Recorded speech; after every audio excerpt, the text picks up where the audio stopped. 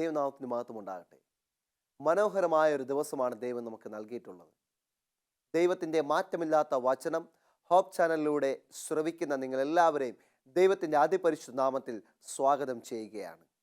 നാം പണ്ട് കാലങ്ങളിൽ നോക്കുകയാണെങ്കിൽ ദൈവത്തിൻ്റെ വചനം പഠിച്ചിരുന്ന ആദിമഘട്ടത്തുള്ള ക്രിസ്ത്യാനികളെക്കുറിച്ച് നോക്കുകയാണെങ്കിൽ അവർ ചുരുളുകൾ അതെപ്പോഴും എല്ലാവരുടെയും കയ്യിൽ ഉണ്ടായിരുന്നില്ല. ചില വ്യക്തികളുടെ കൈകളിൽ മാത്രമേ ഉണ്ടായിരുന്നുള്ളൂ. അതവർ സമയം കിട്ടുമ്പോൾ അവർ റാന്തൽ വിളക്കത്തിൽ വളരെ അധികം കഷ്ടപ്പെട്ട് വായിച്ച് പഠിക്കുന്നതായി നമുക്ക് കാണുവാൻ സാധിക്കും. എന്നാൽ ഇന്ന് നമ്മൾ നോക്കുകയാണെങ്കിൽ നമ്മുടെ വിരൽ തുമ്പിൽ വരെ ദൈവത്തിൻ്റെ വചനം എത്തിക്കുവാൻ സാധിക്കും. അത് ഇൻ്റർനെറ്റിലൂടെ, അതിലേറെ നോക്കുകയാണെങ്കിൽ ഇന്ന് ദൈവം നയിക്കുന്ന ഹോപ്പ് ചാനലിലൂടെ നമ്മളൊന്ന് വിരളൊന്ന് അമർത്തിയാൽ മതി. TV ഓൺ ചെയ്ത് കഴിഞ്ഞാൽ ദൈവത്തിൻ്റെ വചനം, അതുപോലെ തന്നെ ദൈവത്തിൻ്റെ വചനങ്ങളും പാട്ടുകളും കഥകളുമായി നമ്മളെ ആത്മീയമായിട്ട് അന്തരീക്ഷത്തിലേക്ക് കൊണ്ടുവരുവാൻ വേണ്ടി നമുക്ക് ദൈവം ഒരുക്കി വച്ചിരിക്കുകയാണ്. ഓരോ കുടുംബത്തിനും ദൈവത്തിൻ്റെ അനുഗ്രഹം ദൈവത്തിൻ്റെ വചനത്തിൽ നിന്നും ലഭിച്ചുകൊണ്ടിരിക്കുകയാണ്. നാം കഴിഞ്ഞ ദിവസങ്ങളിൽ നോക്കുന്നത് നമ്മുടെ കുടുംബം എപ്രകാരമായിരിക്കണം, ദൈവത്തിൻ്റെ വചനപ്രകാരം ഒരു കുടുംബം എപ്രകാരമായിരിക്കണം.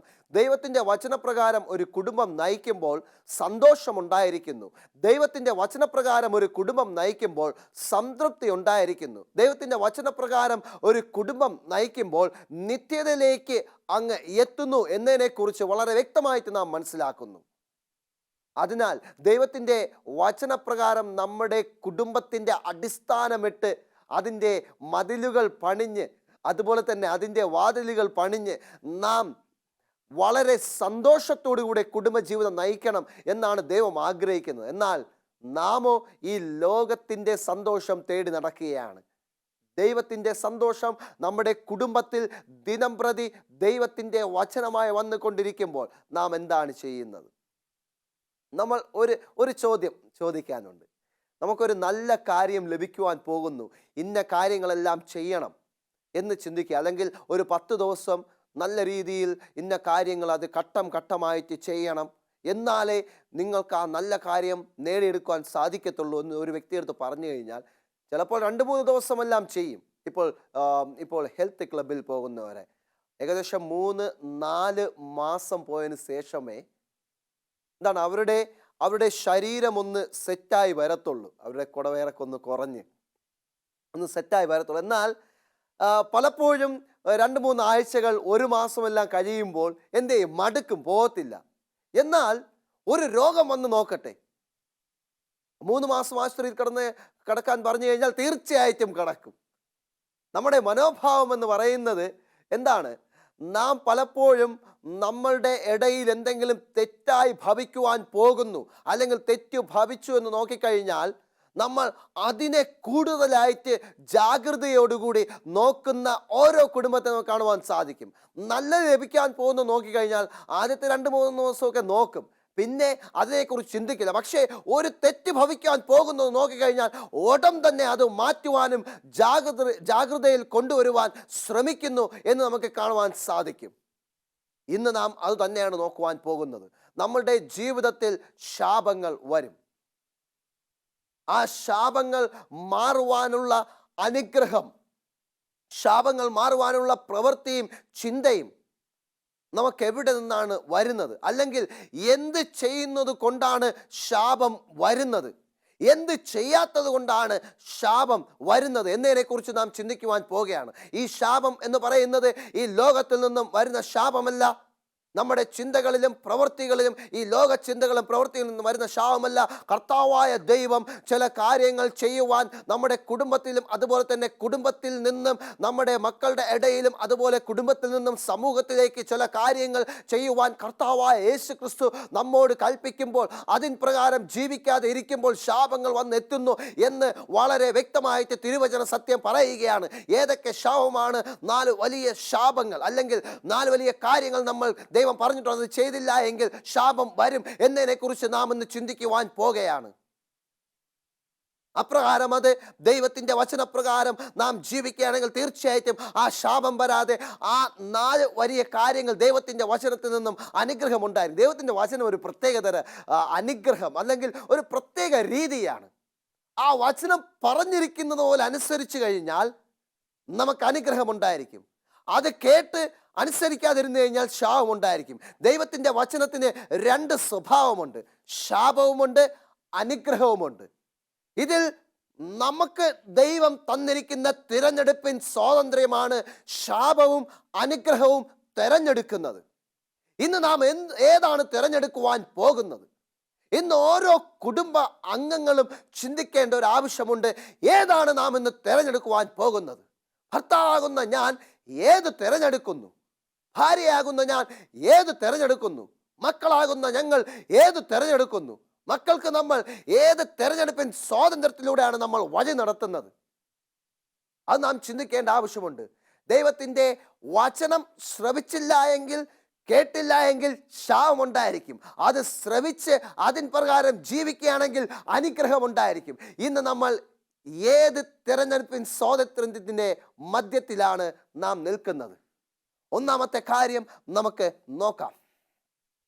യെശയ്യാവിൻ്റെ പ്രവചനം 8-ാം അധ്യായം 20-ാമത്തെ വാക്യത്തിൽ പറയുന്നു, ഈ വചനം പോലെ നിങ്ങൾ പറഞ്ഞില്ല എങ്കിൽ, ദൈവം പറയുന്ന വചനം പോലെ നിങ്ങൾ പറഞ്ഞില്ല എങ്കിൽ, നിങ്ങളുടെ കുടുംബത്തിലായിരുന്നാലും വ്യക്തിപരമായിട്ടുള്ള ജീവിതത്തിലായിരുന്നാലും അരുണോദയം ഉണ്ടാകത്തില്ല, വെളിച്ചമുണ്ടാകത്തില്ല, ഇരുട്ടിലായിരിക്കും. എപ്പോഴും ഇരുട്ടിൽ ആയിരിക്കുന്ന അവസ്ഥ പാപത്തിന്റെ അന്ധകാരത്തിലായിരിക്കും, ശാപത്തിന്റെ അന്ധകാരത്തിലായിരിക്കും.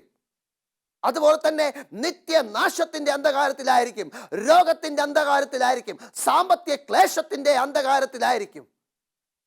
രോഗത്തിന്റെയും ദുഃഖത്തിന്റെയും സംതൃപ്തി ഇല്ലാത്ത അവസ്ഥയുടെയും സമാധാനമില്ലാത്ത അവസ്ഥയുടെയും സന്തോഷമില്ലാത്ത അവസ്ഥയുടെയും അന്ധകാരത്തിലായിരിക്കും. ദൈവത്തിൻ്റെ വചനം നിങ്ങളുടെ ഇടയിലെത്തുമ്പോൾ അതുപോലെ തന്നെ പറഞ്ഞ് പ്രവർത്തിക്കാതിരുന്നു കഴിഞ്ഞാൽ ഒരു കുടുംബത്തിലും അരുണോദയം ഉണ്ടാകുകയില്ല എന്ന് പറയുന്നു. എന്നാൽ ദൈവത്തിൻ്റെ വചനപ്രകാരം ജീവിക്കുകയും അതിൻ പ്രകാരം മക്കൾക്ക് പറഞ്ഞ് മനസ്സിലാക്കി കൊടുക്കുകയും അതിൻ പ്രകാരം നിങ്ങൾ ജീവിക്കുകയും ചെയ്തു കഴിഞ്ഞാൽ നിങ്ങളുടെ ഭവനങ്ങളിൽ, നിങ്ങളുടെ കുടുംബത്തിൽ അരുണോദയം ഉണ്ടാകുമെന്ന് വളരെ വ്യക്തമായിട്ട് ദൈവം പറയുകയാണ്. ആമേൻ. എന്നെ കേൾക്കുന്ന ദൈവത്തിൻ്റെ ജനമേ, ആദ്യത്തെ ശാപവും അനുഗ്രഹവും ഇതാണ്. ദൈവത്തിൻ്റെ വചനപ്രകാരം പറയുക, പ്രവർത്തിക്കുക. അതാണ് നാം പഠിച്ചുകൊണ്ടിരിക്കുന്നത്. അതിൻ്റെ അനുഗ്രഹങ്ങളാണ് നാം പഠിച്ചുകൊണ്ടിരുന്നത്. ഇന്ന് പറയുന്നു, അത് അനുസരിക്കാതിരുന്നു കഴിഞ്ഞാൽ, നിങ്ങൾക്ക് ദൈവത്തിൻ്റെ വചനം നിങ്ങൾക്ക് കഴിഞ്ഞ എല്ലാ സർമണിലൂടെയും പ്രസംഗത്തിലൂടെ ലഭിച്ചുകൊണ്ടിരിക്കുകയാണ്. അത് നിങ്ങൾ ശ്രവിച്ചു. എന്നാൽ അത് ശ്രവിച്ചിട്ട് നിങ്ങൾ അതിനെ അനുസരിക്കാതെ ഇരുന്നു കഴിഞ്ഞാൽ തീർച്ചയായിട്ടും നിങ്ങളുടെ ഭവനങ്ങളിൽ അരുണോദയം ഉണ്ടാകത്തില്ല എന്ന് വളരെ വ്യക്തമായിട്ട് പറയുന്നു. നിങ്ങളുടെ മക്കൾക്ക് ഒരാവശ്യം വരുമ്പോൾ, മക്കളെ ശാസിക്കുവാൻ നിൽക്കുമ്പോൾ, മക്കളെ നിങ്ങൾ ഉപദേശിക്കുവാൻ നിൽക്കുമ്പോൾ, മക്കളെ സ്നേഹിക്കുവാൻ നിൽക്കുമ്പോൾ, മക്കളുടെ ഭാവിയെ മുന്നോട്ട് കൊണ്ടുപോകാൻ നിൽക്കുമ്പോൾ, നിങ്ങൾ ദൈവത്തിൻ്റെ വചനപ്രകാരം അനുസരിച്ച് അത് മക്കൾക്ക് പറഞ്ഞു മനസ്സിലാക്കുകയും ചെയ്തു കഴിഞ്ഞാൽ, അത് നിങ്ങളും നിങ്ങളുടെ ജീവിതത്തിൽ പകർത്തുകയും ചെയ്തു കഴിഞ്ഞാൽ, നിങ്ങൾ ഭാര്യ ഭർത്താക്കന്മാർ നിങ്ങളുടെ ജീവിതത്തിൽ പകർത്തി കഴിഞ്ഞാൽ, മക്കളുടെ ജീവിതത്തിൽ പകർത്തി കഴിഞ്ഞാൽ നിങ്ങളുടെ ഭവനങ്ങളിൽ അരുണോദയം ഉണ്ടാകും. ആമേൻ. ഇല്ല എങ്കിൽ നിങ്ങളുടെ ഭവനത്തിൽ വെളിച്ചത്തിന്റെ ദൈവമാകുന്ന വെളിച്ചത്തിന്റെ ഒരരുണോദയം ഉണ്ടാകത്തില്ല, എപ്പോഴും അന്ധകാരത്തിലായിരിക്കും എന്ന് വളരെ വ്യക്തമായിട്ട് ദൈവത്തിന്റെ വചനം നിങ്ങളോട് സംസാരിക്കുകയാണ്. എന്നെ കേൾക്കുന്ന ദൈവത്തിന്റെ ജനമേ, എന്നെ കേൾക്കുന്ന ഓരോ കുടുംബമേ, നിങ്ങൾ അനുഗ്രഹത്തിന്റെ വേക്കിൽ നിങ്ങൾ ഓടിക്കൊണ്ടിരിക്കുകയാണ്. എവിടെ നിന്നാണ് എനിക്ക് ധനത്തിന്റെ വെളിച്ചം ലഭിക്കണം? എവിടെ നിന്നാണ് എനിക്ക് സമ്പത്തിന്റെ വെളിച്ചം ലഭിക്കണം? എവിടെ നിന്നാണ് എനിക്ക് സൽപ്പേരിന്റെ വെളിച്ചം ലഭിക്കണം? എവിടെ നിന്നാണ് എൻ്റെ മക്കളുടെ നല്ല ഭാവിയുടെ വെളിച്ചം ലഭിക്കണം എന്ന് ചിന്തിക്കുന്ന ഓരോ കുടുംബാംഗങ്ങളും ഒരു കാര്യം നിങ്ങൾ ഓർക്കുക. ദൈവത്തിൻ്റെ വചനപ്രകാരത്തിൽ ജീവിക്കുകയാണെങ്കിൽ നിങ്ങൾക്ക് നിത്യമായിട്ടുള്ള വെളിച്ചം, അരുണോദയം നിങ്ങളുടെ ജീവിതത്തിൽ ഉണ്ടാകും. ദൈവത്തിൻ്റെ വചനം എപ്പോൾ നിങ്ങൾ മറന്നു പോകുന്നു, ദൈവത്തിൻ്റെ വചനം എപ്പോൾ നിങ്ങൾ മാറ്റിവെക്കുന്നു, ദൈവത്തിൻ്റെ വചനം എപ്പോൾ നിങ്ങൾ അനുസരിക്കാതിരിക്കുന്നു, ദൈവത്തിൻ്റെ വചനം എപ്പോൾ നിങ്ങൾ കുടുംബാംഗങ്ങളുമായിട്ട് ചർച്ച ചെയ്യാതിരിക്കുന്നു, ദൈവത്തിൻ്റെ വചനം നിങ്ങൾ കുടുംബാംഗങ്ങളുമായിട്ട് പ്രാർത്ഥനയോട് പഠിച്ച് അതിൻ പ്രകാരം ജീവിക്കാതിരിക്കുന്നു, ആ ഭവനത്തിൽ നിങ്ങൾക്ക് നിങ്ങളുടെ ഭവനത്തിൽ അരുണോദയം ഉണ്ടാകുകയില്ല എന്ന് വളരെ വ്യക്തമായിട്ട് ദൈവം പറയുകയാണ്. എന്ത് വിഷമകരമായിട്ടുള്ള നിമിഷമാണ്. നമ്മുടെ ഭവനത്തിൽ നമുക്ക് വെളിച്ചം ആവശ്യമാണ്. ആത്മീയമായിട്ടുള്ള വെളിച്ചം ആവശ്യമാണ്. രോഗസൗഖ്യമാകുന്ന വെളിച്ചം ആവശ്യമാണ്. നമുക്ക് മക്കൾ അനുസരിക്കുന്ന വെളിച്ചം ആവശ്യമാണ്. നമ്മുടെ ഭവനത്തിൽ അനേക വെളിച്ചങ്ങൾ കൊണ്ട് നിർമ്മിച്ച് അല്ലെങ്കിൽ കൊണ്ട് ഫിറ്റ് ചെയ്താൽ മാത്രം പോരാ. മക്കളുടെ സ്വഭാവം, മാതാപിതാക്കളുടെ സ്വഭാവം, ഐക്യത, സമാധാനം, സംതൃപ്തി, സന്തോഷം, രോഗസൗഖ്യം, ഇത് തന്നെയാണ് ഒരു കുടുംബത്തിൻ്റെ വെളിച്ചം. ഒരു വ്യക്തി ആ കുടുംബത്തിലേക്ക് അകത്ത് കയറി കാല് വെച്ച് വരുമ്പോൾ ചിന്തിക്കേണ്ട ഒരു ആവശ്യമുണ്ട്. ഇവിടെ എന്തോ ഒരു ആത്മീയ വെളിച്ചമുണ്ട് എന്ന് മറ്റുള്ളവർക്ക് മനസ്സിലാകണം. നിങ്ങൾ ദൈവത്തിൻ്റെ വചനപ്രകാരം അടിസ്ഥാനപരമായിട്ട് നിൽക്കുന്നുവെങ്കിൽ അരുണോദയം എപ്പോഴും നിങ്ങളുടെ ജീവിതത്തിൽ ഉണ്ടായിരിക്കും. ആമേൻ. രണ്ടാമത്തെ കാര്യം എന്താണ് പറയുന്നത്? മത്തായിയുടെ സുവിശേഷം 22-ാം അധ്യായം 29-ാമത്തെ വാക്യം. അവിടെ പറയുന്നു, ദൈവത്തിൻ്റെ വചനം അറിയാത്തത് കൊണ്ട് തെറ്റിപ്പോകുന്നു എന്ന് പറയുന്നു. ഇവിടെ പലപ്പോഴും പറയുന്നു, പല ഭർത്താക്കന്മാരുടെ വായിൽ നിന്നും കേൾക്കുവാൻ സാധിക്കും, എൻ്റെ ഭാര്യ പല രീതിയിലും തെറ്റിപ്പോകുന്ന അവസ്ഥയാണ്. ഭാര്യമാർ പറയുന്നു, എൻ്റെ അല്ലെങ്കിൽ ഭാര്യമാർ, പല ഭാര്യമാർ, എൻ്റെ ഭർത്താവ് പല രീതിയിലും തെറ്റിപ്പോകുന്നു എന്ന് പറയുന്നു. മാതാപിതാക്കൾ പറയുന്നു, മക്കൾ തെറ്റിപ്പോകുന്നു. നമ്മൾ എന്തൊക്കെ തന്നെ നൽകിയിട്ടും മക്കൾ തെറ്റായ ജീവിതത്തിൽ ജീവിക്കുന്നു എന്ന് പറയുന്നു. ഇവിടെ മത്തായിയുടെ സുവിശേഷം 22-ാം അധ്യായം 29-ാമത്തെ വാക്യത്തിൽ പറയുകയാണ്, ദൈവത്തിൻ്റെ വചനം നിങ്ങളുടെ ഇടയിൽ ഇല്ലാത്തത് കൊണ്ട് നിങ്ങൾ തെറ്റിപ്പോകുന്നു. തീർച്ചയായിട്ടും ദൈവത്തിൻ്റെ വചനമുള്ളപ്പോൾ നിങ്ങളുടെ ഭാര്യ, നിങ്ങളുടെ ഭർത്താവ്, നിങ്ങളുടെ മക്കൾ തെറ്റിപ്പോകാതെ തീർച്ചയായിട്ടും സന്തോഷത്തിൻ്റെയും സമാധാനത്തിൻ്റെയും ഐക്യതയുടെയും നടുവിൽ ആയിരിക്കും എന്ന് വളരെ വ്യക്തമായിട്ട് ദൈവത്തിൻ്റെ വചനം നിങ്ങളുടെ ഇടയിലെത്തുകയാണ്. ആമേൻ. എന്നെ കേൾക്കുന്ന ദൈവത്തിൻ്റെ ജനമേ, ആദ്യം നമ്മൾ കണ്ടു, ദൈവത്തിൻ്റെ വചനപ്രകാരം ജീവിച്ചെങ്കിൽ തീർച്ചയായിട്ടും മരണോദയം ഉണ്ടാകും. ദൈവത്തിൻ്റെ വചനപ്രകാരം ജീവിച്ചില്ല എങ്കിൽ നമ്മുടെ കുടുംബത്തിൽ അരുണോദയം ഉണ്ടാകില്ല എന്ന് വളരെ നിഷ്കർഷമായിട്ട് ദൈവം നിങ്ങളോട് പറയുകയാണ്. രണ്ടാമത്തെ കാര്യം, തെറ്റിപ്പോകുന്ന കാര്യം. പല കാര്യങ്ങൾ ചെയ്യുമ്പോൾ തെറ്റിപ്പോകുന്നു. കുടുംബം നല്ല രീതിയിൽ കൊണ്ടുപോകണം എന്ന് ചിന്തിക്കുമ്പോൾ തെറ്റായ രീതിയിലേക്ക് പോകുകയാണ്. ഭാര്യ ചിന്തിക്കും, ഇന്ന് മുതൽ ഞാൻ എൻ്റെ കുടുംബം നല്ല രീതിയിൽ കൊണ്ടുപോകുന്നു. നോക്കുമ്പോൾ ഭർത്താവ് തെറ്റായ രീതിയിൽ പോകുന്നു, മക്കൾ തെറ്റായ രീതിയിൽ പോകുന്നു. അതുപോലെ തന്നെ ഭർത്താവ് ചിന്തിക്കും, ഇന്ന് എൻ്റെ കുടുംബം ശരിയായ രീതിയിലേക്ക് കൊണ്ടുപോകണം, ശരിയായ പന്താവിലേക്ക് കൊണ്ടുപോകണം. നോക്കുമ്പോൾ ഭാര്യ തെറ്റായ രീതിയിൽ പോകുന്നു, മക്കൾ തെറ്റായ രീതിയിൽ പോകുന്നു. വചനപ്രകാര അടിസ്ഥാനമായി വചനം പഠിച്ച് വചനം എന്തു പറയുന്നോ അതിൻ പ്രകാരം എൻ്റെ കുടുംബത്തെ കൊണ്ടുപോകണം എന്ന് ചിന്തിക്കുന്ന ഏതൊരു വ്യക്തിയും തെറ്റിപ്പോകാതെ തീർച്ചയായിട്ടും ദൈവത്തിൻ്റെ പന്താവിലാകുകയും ആ ട്രാക്കിലേക്ക് നോക്കി ഓടുകയും ചെയ്യും. ആമേൻ. അത് തന്നെയാണ് ദൈവം ഇവിടെ പറയുന്നത്.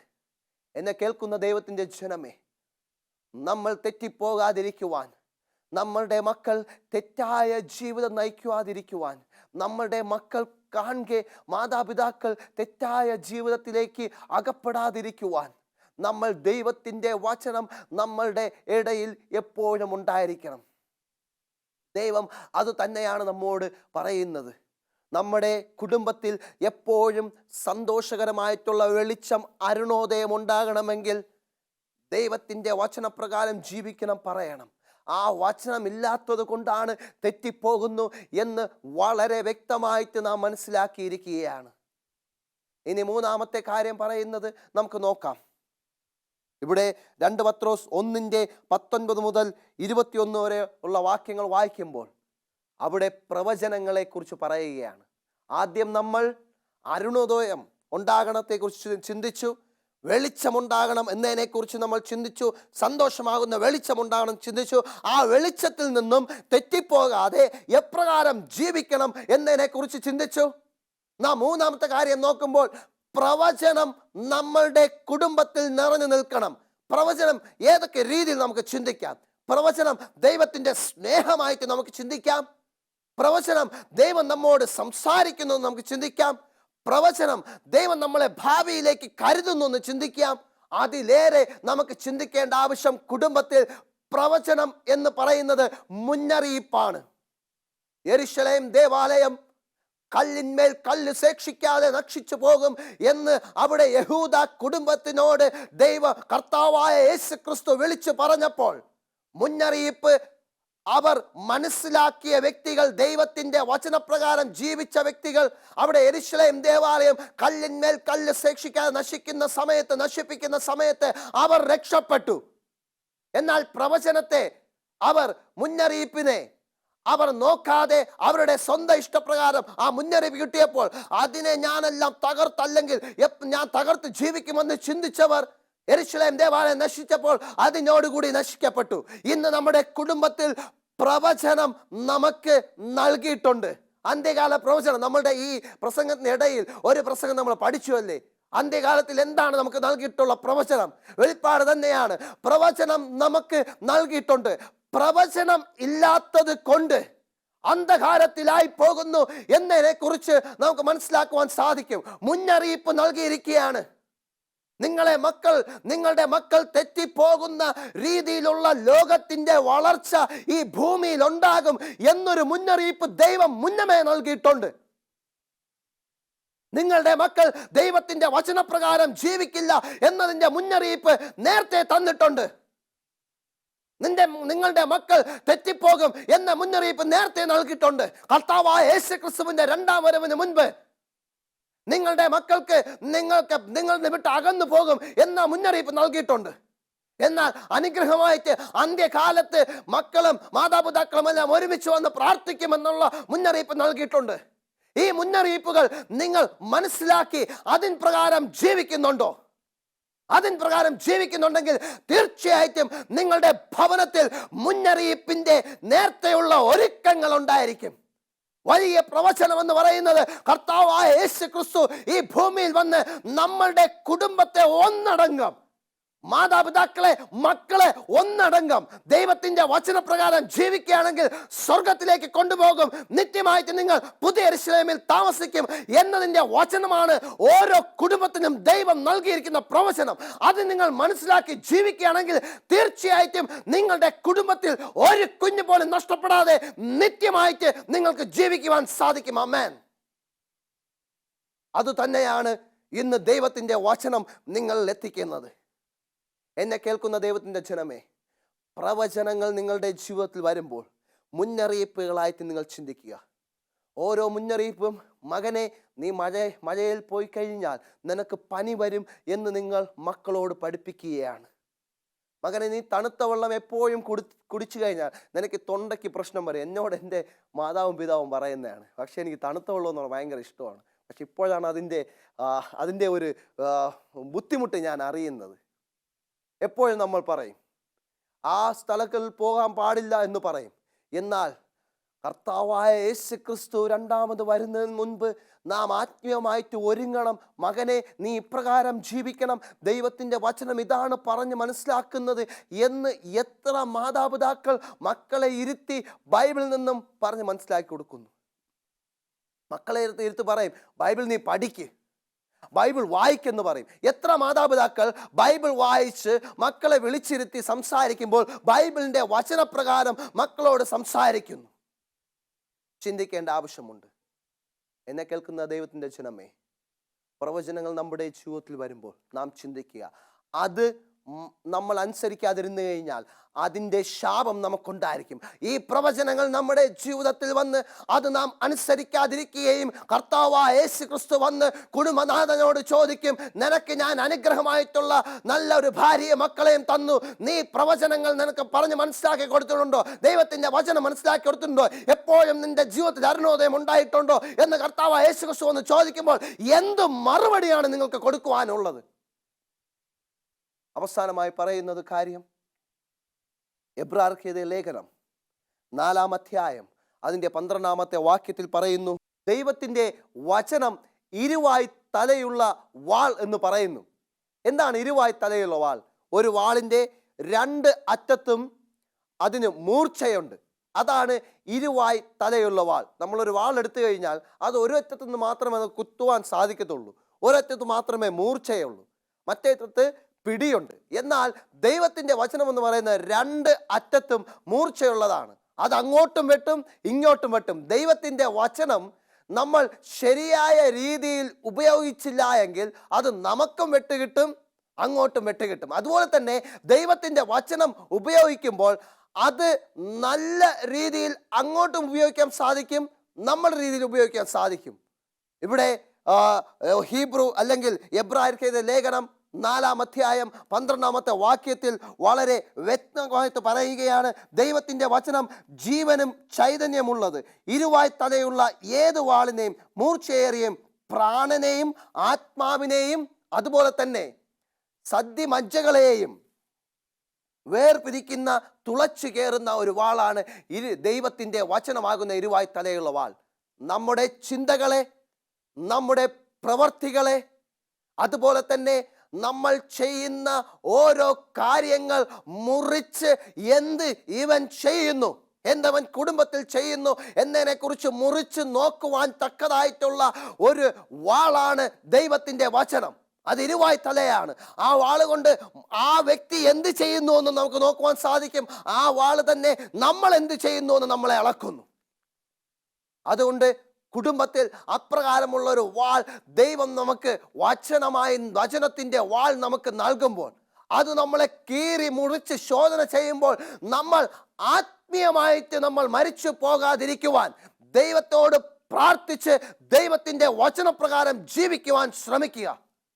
അതാണ് ദൈവത്തിൻ്റെ അനുഗ്രഹം എന്ന് പറയുന്നത്. എന്നെ കേൾക്കുന്ന ദൈവത്തിൻ്റെ ജനമേ, ഇരുവായ് തലയുള്ള വാളാകും വചനം ദൈവം നമുക്ക് നൽകിയിട്ടുണ്ട്. നമ്മുടെ കുടുംബത്തിൽ അരുണോദയം വേണം. നമ്മുടെ കുടുംബം തെറ്റിപ്പോകാതിരിക്കണം. നമ്മുടെ കുടുംബത്തിന് മുന്നറിയിപ്പുകൾ വേണം. നമ്മുടെ കുടുംബത്തെ എപ്പോഴും ശോധന ചെയ്ത് നല്ല പന്താവിലേക്ക് നയിക്കണം എന്നതിനെക്കുറിച്ചുള്ള 4 വലിയ കാര്യങ്ങൾ കർത്താവായ യേശു ക്രിസ്തു ഇന്ന് വെളിവാക്കി നമുക്ക് തന്നിരിക്കുമ്പോൾ, അതിൻ പ്രകാരം ജീവിക്കാതിരുന്നു കഴിഞ്ഞാൽ തീർച്ചയായിട്ടും ദൈവത്തിൻ്റെ ശാപം നമ്മളുടെ ഇടയിൽ ഉണ്ടായിരിക്കും. അതിൻ പ്രകാരം ജീവിക്കുകയാണെങ്കിൽ തീർച്ചയായിട്ടും ദൈവത്തിൻ്റെ അനുഗ്രഹം നമ്മളുടെ ഇടയിൽ ഉണ്ടായിരിക്കും. ആമേൻ. എന്നെ കേൾക്കുന്ന ദൈവത്തിൻ്റെ അച്ഛനമ്മേ, നമുക്ക് ദൈവത്തിൻ്റെ വചനം ലഭിച്ചിരിക്കുകയാണ്. ദൈവത്തിൻ്റെ വചനം 2 വശങ്ങളുണ്ട്. ഒന്ന്, നമ്മൾ തിരഞ്ഞെടുപ്പിൻ സ്വാതന്ത്ര്യം കൊണ്ട് അത് തിരഞ്ഞെടുക്കുകയാണെങ്കിൽ അനുഗ്രഹം ഉണ്ടായിരിക്കും. അതിൻ പ്രകാരം ജീവിച്ചില്ല എങ്കിൽ ശാപം ഉണ്ടായിരിക്കും. അതിൻ പ്രകാരം ജീവിച്ച് അനുഗ്രഹം നേടുവാൻ ദൈവം നിങ്ങളെയും എന്നെയും അനുഗ്രഹിക്കട്ടെ എന്ന പ്രാർത്ഥനയോടെ ഞാൻ എൻ്റെ വാക്കുകളെ ചുരുക്കുന്നു. നമുക്ക് ദൈവത്തോട് പ്രാർത്ഥിക്കാം. സ്വർഗീയ നല്ല പിതാവേ ദൈവമേ, അടിയങ്ങൾ ഇത് അങ്ങയുടെ സന്നിധിയിൽ വരുന്നു. അങ്ങയുടെ വചനം അടിയങ്ങൾക്ക് വെളിവായി തന്നിരിക്കുന്നു.